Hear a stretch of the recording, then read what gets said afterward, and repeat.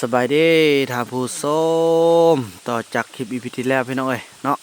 ที่ว่าพวกเราจะได้กินข้าวกินน้ำพร้อมกับพี่น้องเพราะต้องเรื่องก่อนเดินทางเข้าป่าหากินกันพี่น้องเอ้ยเนาะไปแกมเฮ็ดบอลใบอาหารแล้วก็แกมกินข้าวกันเพื่อนเนาะนี่กี่โซ่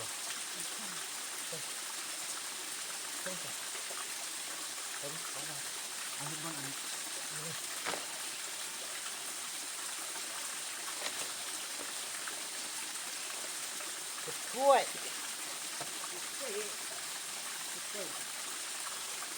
ขอกตะเลยเนาะคนละบันคนละบัน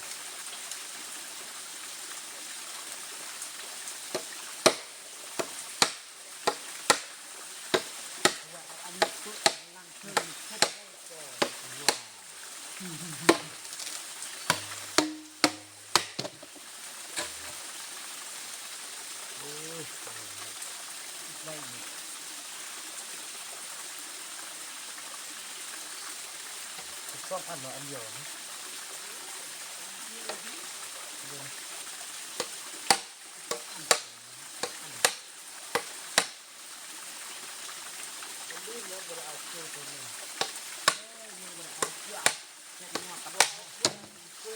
เราบอกอีกข้อหั่นเลยเรื่องเอาเป็นว่าแดดเชื่อเดียวเรื่องว่าใช่เราแล้วเชื่อ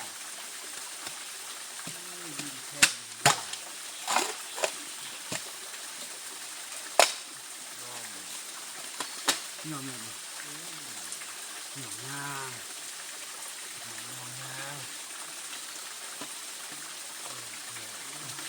ต่อไปแบบนี้ได้เนาะมันจริงนะเนาะ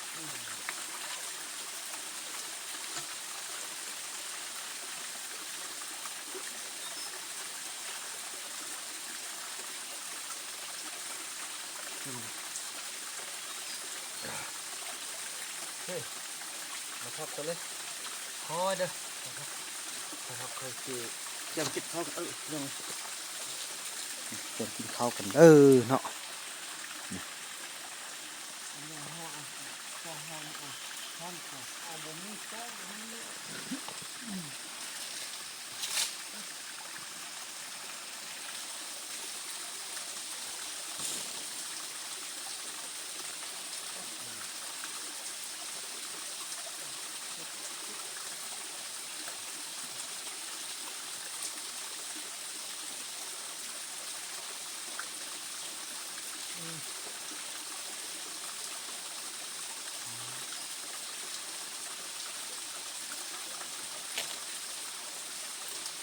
ขอโทษมันโดนออกเนาะดึงตรง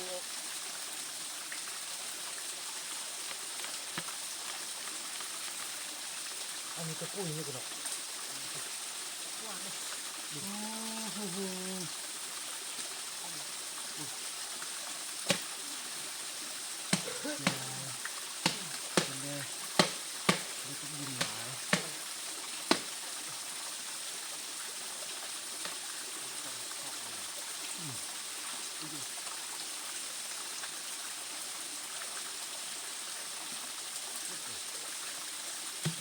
มาลันบอกก็เอาเจ้ามากับทักเลยเนาะนั่งนี่เนาะเอ็นบวมในก้นตัวโอ้บวมมาจ้องหันปูตื่นกันเลย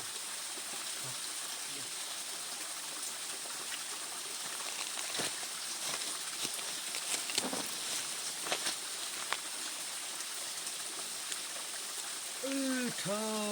แหมพักนี่นะเอากินได้กินไงเอาอีกสักก่อนเอากินน้อยเธอจะเอาตัวใหญ่เอ้ยหากินตัวหนึ่งตัวเอากินนะเธอมาจับอันนี้ก็ได้จะได้ข้าวกินน้ำเด้อสมชาเด้อวันนี้เดินทางตลอดปลอดภัยสมจิตจะได้เป็นไปจะได้เฮ้ยง่วงบ่ทำไมง่วง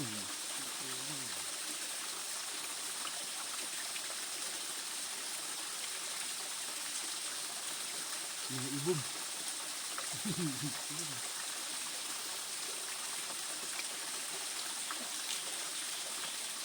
มุกอีปุ้มพี่น้อยมุกใส่บังอันนี้เลย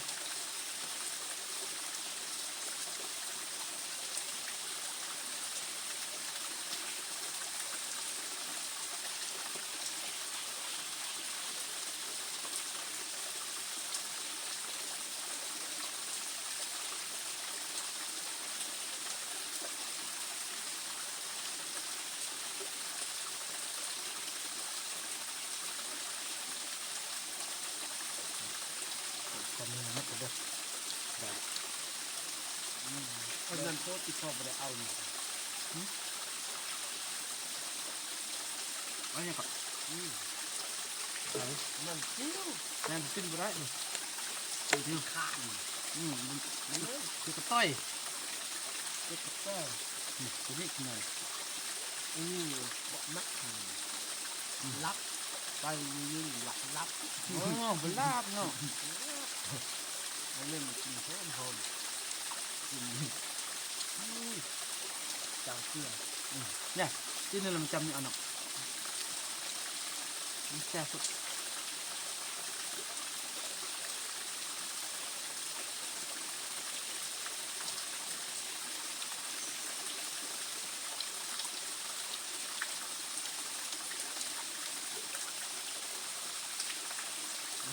อันนี้ให้นายทานดูไงนายทานอันนี้คือนายทานนะครับ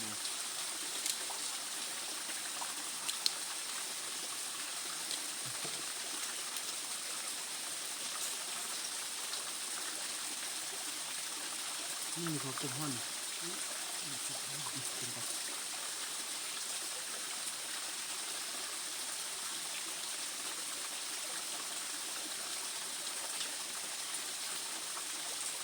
นี่คือเพิ่มกับที่ กล้วย กระลุย กล้วยแบบกล้วย กระลุย แบบล่ม บักลุ่มกับลุ่มกับบักไล่เนี่ยมันเหี้ยมด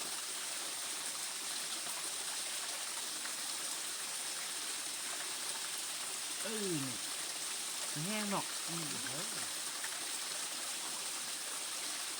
กินดูมีจำเกลือเนาะ เตี้ยกับกันทุกเลือกกันมด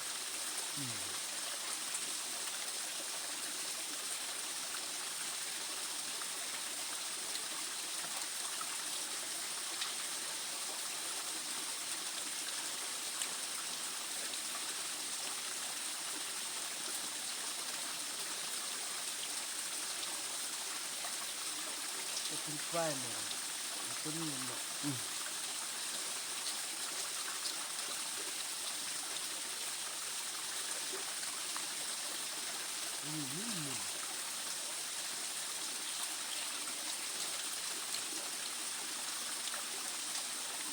อีปุ่มทำตัวมาแกงขึ้นต่อ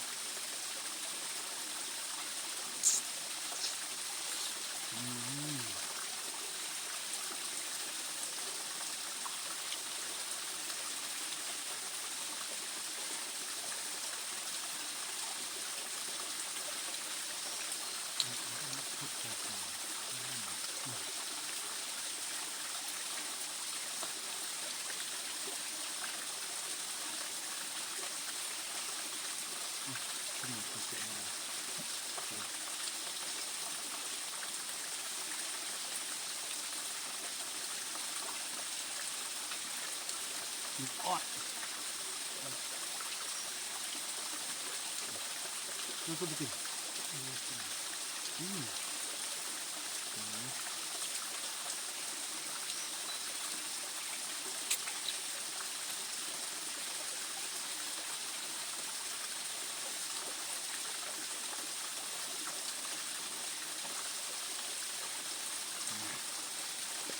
นี่คือโต้เด้อคือบุ้มเด้อ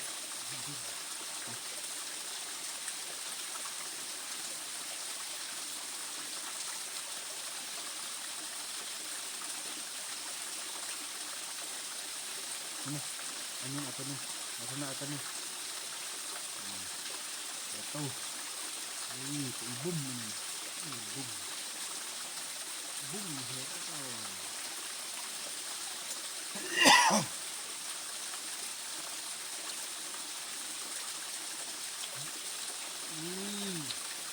จับจับเป็นเสื้อมันเสื้อมั้ยไหมเสื้อไหมเสื้อไหม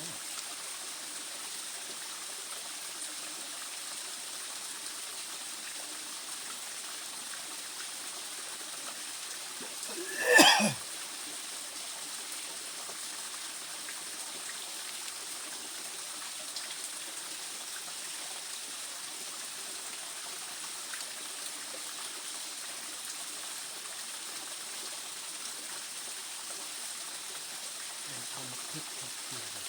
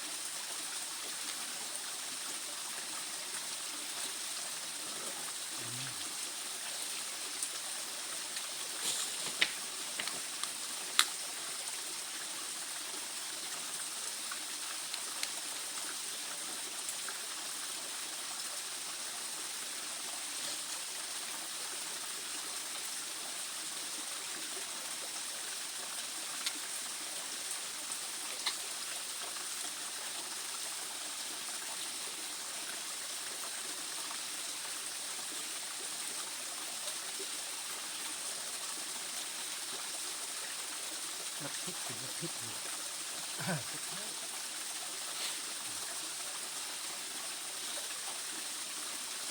โอ้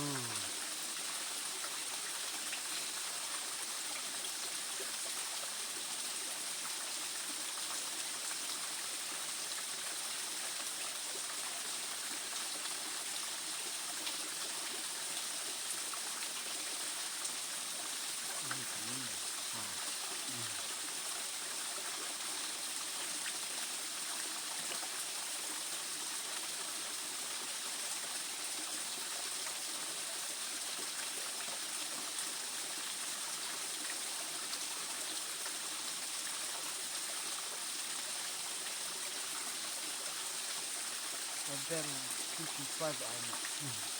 ถ้าขึ้นเยอะไปแล้วจะเคยกินเนี่ย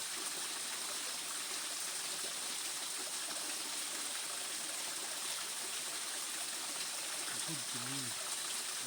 นี่เป็นอาทิตย์เนาะค่อยมากครับนี่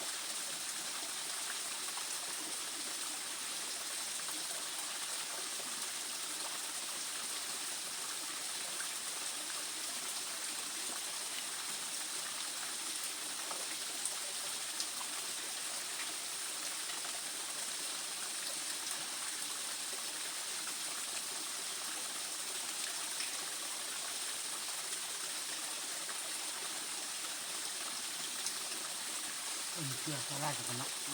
ใช้ได้เลยใช้ได้เลย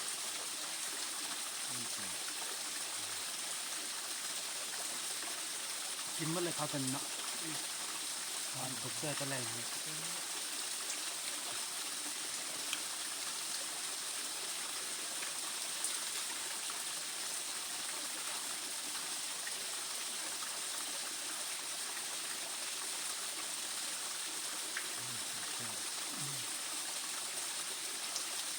อันนี้พอมาแล้วเราจะมือว่านเนาะ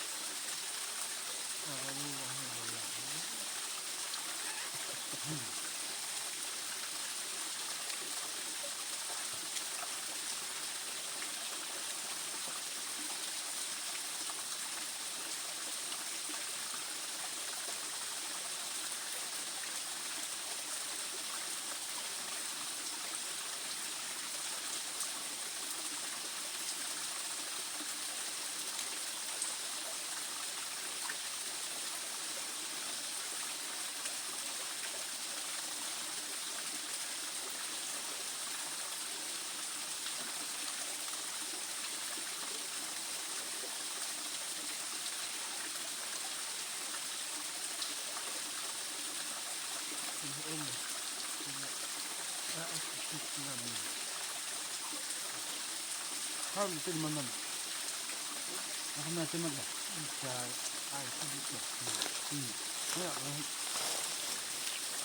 นึกแล้วจะกินมาเลย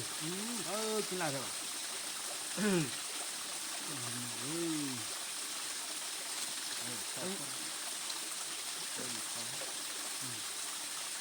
กินคนเดียวพอแล้วขึ้นมันร้อนเลย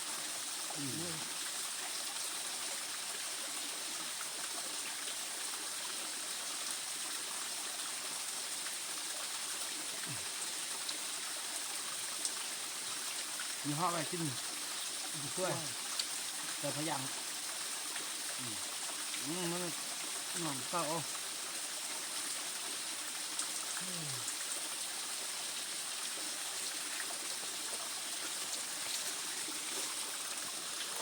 โอ้พี่น้องเอ้ยแซ่บเว้ยเป็นภาพบรรยากาศที่อบอุ่นหลายพี่น้องเอ้ยเนี่ยเอาไปกินมื้อซอยต่อเขาอันนั้นแผนการที่ไปลุยพอคิงแม่มิดเพื่อให้ได้บุญรอดกลับขึ้นมาให้ได้โอเคอิ่มแล้วเนาะพี่น้องเอ้ยจังสั้นละคลิปนี้บ่าวนาจะขออนุญาตจบคลิปกันเพียงสำนี้ก่อนพี่น้องเอ้ยฝากไลค์ฝากแชร์ฝากติดตามเป็นกำลังใจจังสิ้นแล้วพี่น้องกว่าจะได้มาถึงบ่แม่นง่ายๆพี่น้องเอ้ยเนาะอีหลักอีเรือว่ากันไปในตอนต่อไปเนาะคลิปนี้บ่าวนาขอกล่าวคำว่าสบายดี